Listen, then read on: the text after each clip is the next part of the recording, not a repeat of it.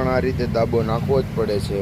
જો અમે કેરી લાવ્યા છીએ તો આ રીતે દાબો નાખી દેવાનો તમારે પણ આ રીતે પાકી જશે, જેથી કરીને કેરી બગડે નહીં.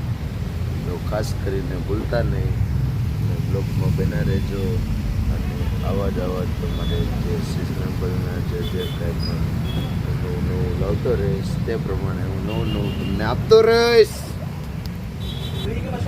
તો આ કાચી કેરી છે, આપણે જે તમને બતાડ્યું આગળ પાકી કેરીનો રાજા છે.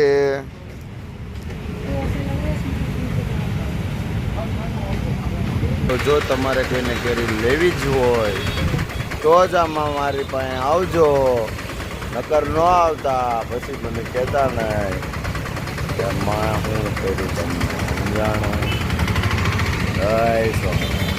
કોઈ ચૂક માફ કરજો, સોરી. આ તો ઓનલી ફોર વિડીયો બનાવવા માટે. મળી નવા વ્લોગ સાથે. હર હર મહાદેવ. જય સ્વામિનારાયણ.